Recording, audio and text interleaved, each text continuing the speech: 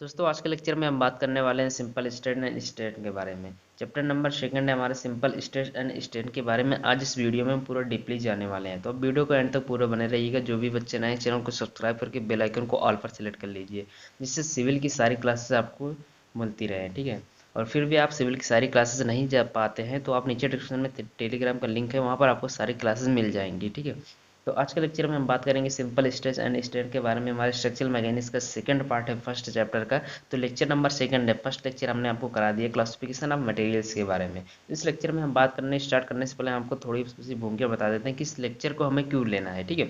मान लेते हैं किसी भी हम स्ट्रक्चर का निर्माण कर रहे हैं, कोई भी मशीन है, तो अगर हम उसका निर्माण कर रहे हैं, अगर निर्माण कर रहे हैं तो या फिर उसके उपयोग करने से पहले निर्माण कर दिया हमने, उसके उपयोग करने से पहले सुरक्षा के दृष्टि से अगर हम देखें तो उसमें इम्पॉर्टेंट ये चीज़ होती है कि उस पर हम कितना फोर्स लगा दें, कितना फोर्स लगा दें, या फिर वह जो वस्तु है, वह जो हमारा अवयव है, वह कितना प्रतिबल उत्पन्न करेगा और किस नेचर में किस नेचर में हमारा वह उतना बल सह पाएगा, या फिर कितना कितना प्रतिबल हमारा उत्पन्न कर पाएगा। उसी नेचर के हिसाब से हम उसका उतना सामर्थ्य के हिसाब से, उसी सामर्थ्य के हिसाब से हम उस वस्तु का निर्माण करते हैं, ठीक है। किसी भी वस्तु का हम निर्माण करते हैं, अगर सुरक्षा के दृष्टि से अगर बात करें तो उस पर हमें ये चीज़ ध्यान देनी होती है कि वह हमारा वस्तु कितना भार सहन कर पाएगा, या फिर उसमें उत्पन्न होने वाले प्रतिबल जो हमारे स्ट्रेस होते हैं, स्ट्रेस को भी हम डीपली आपको बताएंगे। तो जो हमारे स्ट्रेस होते हैं वो कितना सहन कर पाएंगे या फिर कितना उत्पन्न होते हैं, उसी के हिसाब से हमें उसका सामर्थ्य ज्ञात करते हैं, ठीक है। उसी सामर्थ्य के अनुसार हम उस वस्तु को उसी के अनुकूल, उस नेचर के अनुकूल हम बनाते हैं, ठीक है। ये सारी चीज़ें आपको इस चैप्टर में मिलने वाले हैं। तो इससे पहले हम इस चैप्टर को स्टार्ट करते हैं, इंट्रोडक्शन के रूप में हमने आपको बता दिया, ठीक है। इंट्रोडक्शन में हम थोड़ा पढ़ेंगे, क्या इसमें लोड के बारे में पढ़ेंगे, चूंकि जो अवयव होते हैं उस पर फोर्स करता है तो उसी को हम लोड बोलते हैं, ठीक है। इसको समझ लेते हैं फिर पहले डीपली। पहले हम बात कर लेते हैं लोड के बारे में। लोड क्या चीज़ होती है? लोड क्या चीज़ होती है? किसी भी अवयव पर, मान लेते हैं हमारा कोई अवयव है, या फिर मान लेते हैं कोई हमारा पिंड है, किसी भी पिंड पर अगर हम कोई भी फोर्स लगाते हैं, ठीक है, किसी पिंड पर कोई भी मान लेते हैं या फोर्स लगाते हैं, तो इसी फोर्स को हम क्या बोलते हैं? उस वस्तु का लोड बोलते हैं, ठीक है। अब यह लोड किस प्रकार से लगता है उसी प्रकार से डिफाइन करने के लिए हमने दो भागों में बांटा गया है, ठीक है, जो हमें जनरली इस चैप्टर में ध्यान देना है। पहला एक होता है हमारा टेंसाइल एंड कंप्रेसिव लोड होता है, ठीक है। टेंसाइल क्या चीज़ होती है? टेंसाइल मान लेते हैं यहाँ पर हम फोर्स लगाते हैं, इस तरह से अगर फोर्स लगाएं, इसको तान लेते हैं, ठीक है। यहाँ पर समझ लेते हैं हमारा कोई पिंड है, यहाँ नत्तल पर बर्फ है, ठीक है। तो ये हमारा क्या है? कोई पिंड है, अगर इस पर हम इस तरह से बल लगाते हैं तो हमारा क्या हो जाएगा? टेंसाइल फोर्स हो जाएगा। इस बल के कारण यहाँ पर कुछ न कुछ इसकी लंबाई में वृद्धि होगी, यानी तनाव उत्पन्न होगा। तनाव बल लगाएंगे तो इसी बल को हम इसको टेंसाइल लोड बोलेंगे या फिर टेंसाइल भार बोलते हैं, ठीक है। तनाव भार बोलें या फिर इसको तनाव बल बोलें, इसी बल को हम तनाव भार बोलते हैं या फिर तनाव लोड बोलते हैं, ठीक है। जो भी बल अगर हम उसे तनाव उत्पन्न करने के लिए प्रयोग करते हैं तो उस बल को हम क्या बोलेंगे? तनाव बल बोलेंगे या फिर टेंसाइल लोड बोलेंगे। हम कंप्रेसिव लोड किसे बोलते हैं? मान लेते हैं यहाँ पर हमने एफ बल लगा दिए, ठीक है। अभी तक हमने टेंसाइल फोर्स इस तरफ लगा रहे थे, अब इस तरफ लगा देंगे। यहाँ पर मान लेते हैं हम इस तरफ लगा देते हैं एफ, ठीक है। तो और इस तरफ से एक एफ बल लगा देंगे, ये हमारा कंप्रेस कर रहा है, ठीक है। इसकी आकृति कुछ ना कुछ इस तरह से हो जाएगी, इसकी आकृति छोटी हो जाएगी यहाँ से, ठीक है। तो यहाँ पर हो जाएगा, मान लेते हैं हमारा कंप्रेस हो गया है हमारा, तो इस बल को हम क्या बोलेंगे? कंप्रेस कर लेते हैं। यानी जो भी बल हम किसी वस्तु पर लगाते हैं कंप्रेस करने के लिए, उसकी आकृति हम आकार में चेंजेस करने के लिए, कम करने के लिए, तो उस बल को हम क्या बोलते हैं? कंप्रेसिव लोड बोलते हैं, या फिर किसी भी अवयव पर लगने वाला भार ही हमारा लोड कहलाता है, ठीक है। जहाँ पर हम फोर्स की बात करें या फिर लोड की बात करें तो बात एक ही होती है। चलिए, और सेकंड हमारा आता है इसमें क्या? Share load and shear force के बारे में। शेयर शेयर लोड बात करें या फिर शेयर फोर्स को बात करते हैं, ठीक है। यहाँ पर अब आर हो जाएगा, चूंकि दोनों एक ही होते हैं, ठीक है। शेयर फोर्स की बात करें फिर शेयर लोड, हमारे दोनों एक ही होते हैं। चलिए इसको समझ लेते हैं कि जहाँ पर लगने वाला बल, जहाँ पर बल लगता है, जहाँ पर कर्तन कार्य करता है या फिर कर्तन उत्पन्न होता है, वहाँ पर लगने वाला बल हमारा शेयर लोड हो जाता है, शेयर फोर्स होता है। चलिए इसको समझ लेते हैं कैसे। मान लेते हैं यहाँ पर एक पिंड है, ठीक है। यहाँ पर हमने मान लिया एक पिंड है, यहाँ पर भी हमारा एक पिंड है, ठीक है। ये हमारा पिंड है दोनों। अब यहाँ पर इस पर हम इस तरह से बल लगा रहे हैं और इस पर हम इस तरह से बल लगा रहे हैं, ठीक है, दोनों अपोजिट डायरेक्शन में हम बल लगा रहे हैं। तो इसके बीच में हमारा क्या उत्पन्न होगा, इसके बीच में हमारे कर्तन उत्पन्न होगा, जिसे हम बोलते हैं शेयर, शेयर फोर्स बोलते हैं, शेयर फोर्स। अब इसी फोर्स को हम क्या बोल रहे हैं, शेयर लोड बोलेंगे। इसमें इस कंडीशन ऐसी आ जाएगी, कुछ इस तरीके से बन जाएगा ये हमारा, ठीक है, ये हमारा इधर खिसक जाएगा और ये हमारा इधर आ जाएगा, ठीक है। तो हमारा कुछ इस तरीके से बन जाएगा ये हमारा दृश्य।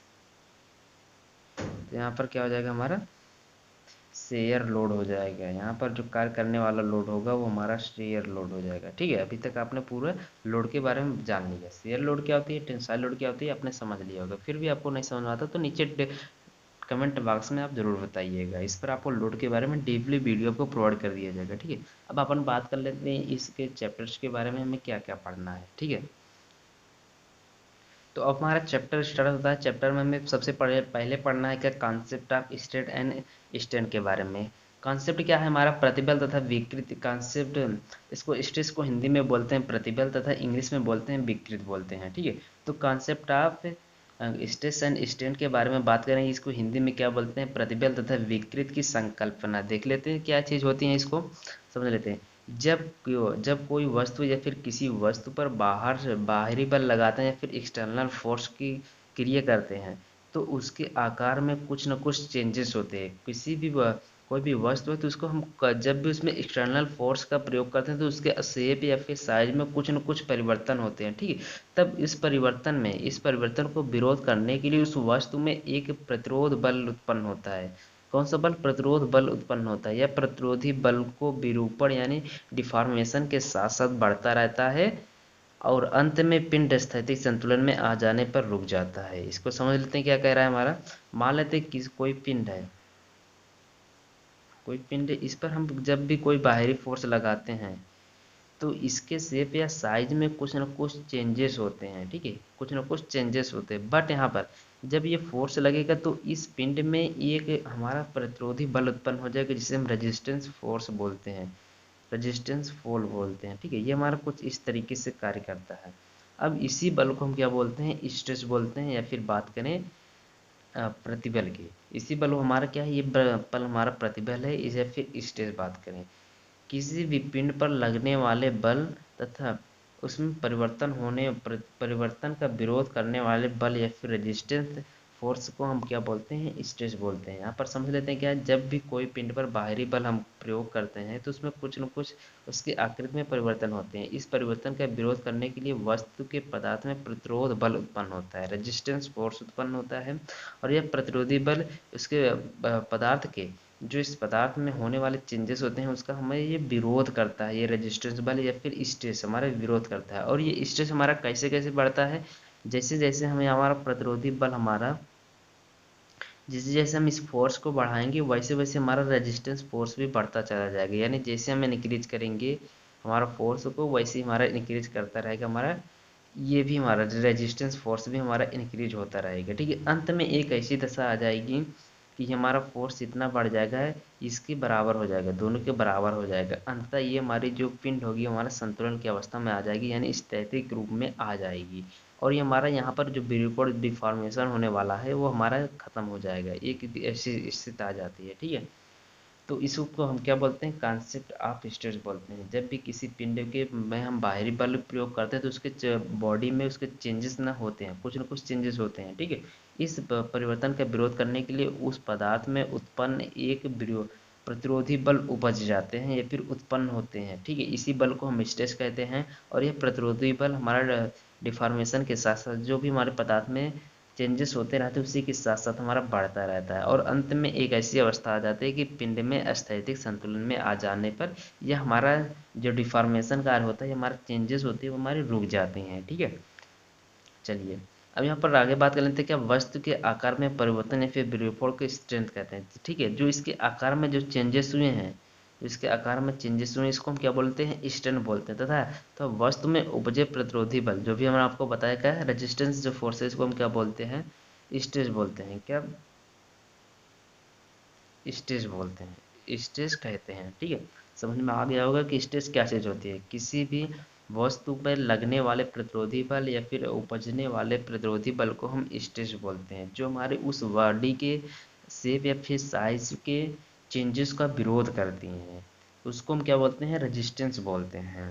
चलिए ठीक है, अब अपन बात कर लेते हैं इंटेंसिटी ऑफ स्ट्रेस, या फिर बात करें कि प्रतिबल की तीव्रता के बारे में, स्ट्रेस की तीव्रता के बारे में। यहीं से हमारा फार्मूला स्टार्ट हो जाएगा और यहीं से आपके न्यूमेरिकल भी स्टार्ट होने जा रहे हैं। ठीक है, तो समझ लेते हैं क्या चीज़ होती है कि किसी वस्तु पर बाहरी बल, बाहर से बल लगाने पर, किसी वस्तु पर अगर हम बाहरी बल लगाते हैं, जब वो हमारा किस में उपस्थित है, जब हमारा बल है साम्यावस्था में, फिर स्टैटिक स्टेट में है। जब हमारा बल साम्यावस्था में, रुकी हुई अवस्था में है, तो अगर उस पर हम कोई बाहरी बल, एक्सटर्नल फोर्स लगाते हैं, तो क्या होता है, वस्तु में अनुप्रस्थ काट के इकाई क्षेत्रफल पर कार्यरत प्रतिरोधी बल को प्रतिबल तीव्रता या फिर प्रतिबल कहते हैं। ठीक है, कि इसका फॉर्मूला क्या होता है, हमारे इसे किसे डिनोट करते हैं, इसे रो से भी डिनोट करते हैं, एफ से भी डिनोट करते हैं और पी से भी डिनोट करते हैं। और इसका फार्मूला क्या हो जाता है, हमारा एफ बाई ए हो जाता है, इकाई क्षेत्रफल पर कार्यरत हमारे प्रतिरोधी बल। एफ हमारा क्या है, रेजिस्टेंस फोर्स है, यहाँ पर एफ हमारा रेजिस्टेंस फोर्स है। क्या,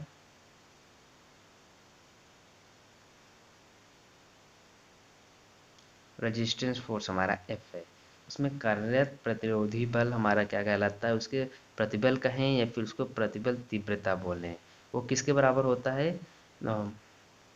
जो इंटेंसिटी ऑफ स्टेट होता है वो किसके बराबर होता है, एफ बाई ए के बारे में। ये हमारा क्या एरिया है, जितने भी एरिया में हमारा वह बल कार्य कर रहा है उसको हम क्या बोलेंगे, एरिया बोलेंगे। जितने भी एरिया में हमारा बल कार्य कर रहा था है, उसी का हम अपान कर देंगे तो हमारा क्या आ जाएगा, सिंपल स्ट्रेस हमारा निकल कर आ जाएगा। या फिर बात करें सिंपल इंटेंसिटी ऑफ स्ट्रेस के बारे में। ठीक है, चलिए अब अपन बात कर लेते हैं किसके बारे में, इसके यूनिट्स के बारे में। यहाँ पर हमने बात कर ली फार्मूला, अब इसके यूनिट्स के बारे में बात कर लेते हैं। यूनिट्स निकालना बहुत ही आसान है, क्या है, एफ बात कर लेते हैं। एफ हमारा क्या है, एफ हमारा फोर्स है। फोर्स का मात्रा क्या होता है, न्यूटन होता है। एरिया का मात्रा क्या होता है, सेंटीमीटर स्क्वायर होता है। ठीक है, सॉरी मीटर स्क्वायर होता है। तो यहाँ पर क्या हो जाएगा हमारा, न्यूटन मीटर स्क्वायर हो जाएगा। इसके यूनिट्स, जो स्ट्रेस की यूनिट होती है न्यूटन प्रति मीटर स्क्वायर होता है। ठीक है, आपने समझ लिया होगा। चलिए अब अपन आगे बात कर लेते हैं इसके टाइप्स के बारे में। अब ये हमारा जिस प्रकार से जिस भी बॉडी में कार्य करेगा उसी के हिसाब से हम इसको स्ट्रेस को बांटते हैं। ठीक है, अगर हम बात करें एक्सटर्नल फोर्स के हिसाब से बॉडी हमारी कितने प्रकार की होती है, तो बॉडी हमारी 3 प्रकार की होती है। आपसे पूछ लिया कि हमारे स्ट्रेस के अनुसार अगर हम बात करें या फिर एक्सटर्नल फोर्स के हिसाब से बात करें तो हमारी बॉडी कितने प्रकार की होती है, तो हमारी 3 प्रकार की होती है। कौन कौन सी होती हैं, एक तो हमारी प्लास्टिक बॉडी होती हैं। प्लास्टिक बॉडी क्या चीज़ होती हैं, ये हमने आपको बता दिया था। ठीक है, क्या होती है प्लास्टिक बॉडी, इसको समझ लेते हैं थोड़ा। प्लास्टिक बॉडी वे चीज़ होती हैं जिस भी पिन पर अगर हम फोर्स लगाते हैं, मान लेते हैं यहाँ पर फोर्स हमने लगा दिया, ठीक है, एफ लगा दिए, इसके कुछ ना कुछ चेंजेस हो जाएंगे। ठीक है, यहाँ पर मान लेते हैं बढ़ गया हमारा इसका बल। ठीक है, ये हमारा बढ़ गया। अब इसी बल को हम अगर हम रिमूव कर दें, इसी बल को अगर रिमूव कर दें तो हमारे सुबह स्वतः अपनी स्थिति में, प्रारंभिक अवस्था में सेट हो जाती है। तो इसको क्या बोलेंगे, पदार्थ के इस गुण को क्या बोलेंगे, इस प्रकार के मटेरियल्स को तथा इस प्रकार के बॉडी को हम प्लास्टिक बॉडी बोलते हैं। इलास्टिक बॉडी क्या चीज़ होती है, ठीक है, इलास्टिक बॉडी के बारे में बात कर लेते हैं, क्या चीज़ होती है। जब हम इसी बल को अगर हम रिमूव कर देते हैं, ठीक है, अगर मान लेते हैं यहाँ पर फोर्स लगाया तो हमारा तन गया। ठीक है, अगर हम इसी बल को अगर रिमूव कर देते हैं तो बॉडी हमारी पुनः अपने प्रारंभिक अवस्था में नहीं आती है, फिर प्रारंभिक जो उसकी शेप होती है, साइज होती है, उसमें नहीं आती। तो इस प्रकार की बॉडी को हम क्या बोलते हैं, इलास्टिक बॉडी बोलते हैं। क्या, प्लास्टिक बॉडी, इलास्टिक बॉडी बोलते हैं। ठीक है, एक तो हमारा होता है प्लास्टिक था, elastic body, plastic elastic body. ठीक है, प्लास्टिक इलास्टिक बॉडी क्या होती है हमारी, ये वे बॉडी होती हैं कि जो आती हैं बट थोड़ा थोड़ा गुण पाया जाता है, दोनों का गुण थोड़ा थोड़ा पाया जाता है। यानी यहाँ पर अगर फोर्स को रिमूव कर दें तो ना तो हमारा पूरा तो अपने अवस्था में आ जाएगा या फिर ना तो अपनी ही अवस्था में सेट रहेगा। ठीक है, तो यहाँ पर कुछ ना कुछ हमारे आ जाती है अपनी प्रारंभिक अवस्था में। ठीक है, इस गुण को क्या बोलेंगे, इस प्रकार की बॉडी को हम प्लास्टिक बॉडी बोलते हैं। चलिए अब इसके टाइप्स के बारे में बात कर लेते हैं। ठीक है, टाइप्स क्या होते हैं, इसके 3 प्रकार की होती हैं। जब हमारे एक्सटर्नल फोर्स के हिसाब से अगर हम स्ट्रेस की बात करें तो ये हमारी 3 प्रकार की होती है, लेकिन हमें 2 ही प्रकार का पढ़ना है। फर्स्ट है हमारी क्या, टेंसाइल एंड कंप्रेसिव प्रतिबल, जिसे हम क्या बोलते हैं हिंदी में तनाव तथा संपीड़न प्रतिबल बोलते हैं। एंड सेकंड है हमारा कर्तन या फिर अपरूपण प्रतिबल, इससे शेयर स्ट्रेस इसको हिंदी में बोलते हैं। ठीक है, इन्हीं दो को हमें पढ़ना है और बाकी सीधे एंड नमन नमन प्रतिबल को हम बाद में पढ़ेंगे। ठीक है, या फिर बात करें अगले क्लासेस में हम पढ़ेंगे। बट यहाँ पर जो दो चीज़ें हमें पढ़ना है इस सेमेस्टर में केवल दो ही प्रकार के स्ट्रेस को पढ़ना है। ठीक है, चलिए इसको समझ लेते हैं क्या होती है टेंसाइल स्ट्रेस, क्या होती है। टेंसाइल स्ट्रेस की बात करें तो हमारी ये जहाँ पर हमें टेंसाइल फोर्स से उत्पन्न होने वाले, जब किसी बॉडी में टेंसाइल फोर्स से उत्पन्न होता है स्ट्रेस, उसको क्या बोलते हैं, हम उसको टेंसाइल स्ट्रेस बोलते हैं, या फिर बात करें उसको टेंसाइल स्ट्रेस बोलते हैं। ठीक है, जब इस किसी बल पर पिंड पर हम लगाते हैं स्ट्रेस, टेंसाइल फोर्स लगाते हैं, तो उस पर उत्पन्न होने जो रेजिस्टेंस होते हैं हमारी इस तरफ से कार्य करेंगे। ठीक है, बल हमारा इस तरफ से लग रहा है, बट यहाँ पर जो रेजिस्टेंस कार्य करेंगे इस तरफ कार्य करेंगे, अपोजिट डायरेक्शन में। ठीक है, इस प्रकार के जो बल कार्य करते हैं, इस प्रकार के जो रेजिस्टेंस बल कार्य करते हैं, उसको क्या बोलते हैं, हम टेंसाइल बोलते हैं, टेंसाइल स्ट्रेस भी कहते हैं। ठीक है, और यहाँ पर बात कर लेते हैं कंप्रेसिव स्ट्रेस के बारे में। कंप्रेसिव स्ट्रेस हमारी क्या होती है, जो अपोजिट डायरेक्शन में दो प्रकार के बल कार्य करते हैं। यहाँ पर एफ बल कार्य करता है, और यहाँ पर भी हमारे कुछ इस तरीके से भी बल कार्य करता है। ठीक है, एक दशा ऐसी आ जाएगी इस बॉडी में हमारे कुछ इस प्रकार से हो जाएगी। ठीक है, इसके जो शेप एंड साइज है सारे हमारे चेंजेस हो जाएंगे। ठीक है, इस प्रकार के जो स्ट्रेस होते हैं, इस प्रकार के इस बॉडी में जो स्ट्रेस उत्पन्न होते हैं उसको क्या बोलते हैं, कंप्रेसिव स्ट्रेस बोलते हैं, कंप्रेसिव स्ट्रेस। ठीक है, जहाँ पर कंप्रेसिव बल के कारण जो उत्पन्न होते हैं स्ट्रेस, उसको हम कंप्रेसिव स्ट्रेस बोलते हैं। जहाँ पर टेंसाइल फोर्स के कारण उत्पन्न होते हैं स्ट्रेस, उसको हम टेंसाइल स्ट्रेस कहते हैं। ठीक है, अब यहाँ पर बात कर लेते हैं शेयर स्ट्रेस के बारे में। शेयर स्ट्रेस क्या होती है, जहाँ पर शेयर फोर्स के कारण उत्पन्न होते हैं स्ट्रेस, उसको क्या बोलते हैं, शेयर स्ट्रेस बोलते हैं। ठीक है, ये हमारा इंपॉर्टेंट है, इसी के बेस से हमारे सारे न्यूमेरिकल बनते हैं। और इसका फार्मूला क्या होता है दोस्तों, अभी हमने आपको बताया कि स्ट्रेस के जो फार्मूला था उसी का फार्मूला हमारा शेयर स्ट्रेस का भी होता है। ठीक है, इसको हम टो से प्रदर्शित करते हैं तथा जी से भी, सॉरी क्यू से भी प्रदर्शित करते हैं। ठीक है, इसका जो फार्मूला था क्या होता है, कर्तन बल बटे होता है क्षेत्रफल, यानी इकाई क्षेत्रफल पर कार्य करने वाले कर्तन बल को हम शेयर स्ट्रेस बोलते हैं। ठीक है, या फिर बात करें कि जहाँ पर शेयर फोर्स के कारण जो स्ट्रेस उत्पन्न होते हैं उसको शेयर स्ट्रेस बोलते हैं। ठीक है, इसका फार्मूला क्या होता है, कर्तन बल बटे क्षेत्रफल होता है। इकाई क्षेत्रफल पर कार्यरत कर्तन बल या फिर शेयर फोर्स को हम क्या बोलते हैं, शेयर स्ट्रेस बोलते हैं। ठीक है, आपको डीपली समझ में आ गया होगा। आज का लेक्चर अगर यहीं पर एंड कर दें, ठीक है, यहीं पर एंड करते हैं, क्योंकि अगला लेक्चर आपको मिलने वाला है स्ट्रेन के बारे में। ठीक है, आपको पूर्णतः अगर आपको स्ट्रेस समझ में आ गया होगा, अगर फिर भी आपको कोई भी डाउट रहता है तो नीचे आप कमेंट करिएगा, या फिर आपको नीचे डिस्क्रिप्शन में टेलीग्राम का लिंक दिया गया है, वहाँ पर आप सारी प्रकार से डाउट्स आपके क्लियर कराए जाते हैं। ठीक है, तो आप टेलीग्राम चैनल का जरूर ज्वाइन कीजिएगा, नीचे डिस्क्रिप्शन में आपको लिंक दे दिया गया है। आज का लेक्चर यहीं पर एंड करते हैं और मिलते हैं नेक्स्ट लेक्चर में जल्द ही। चलिए मिलते हैं अगले वीडियो।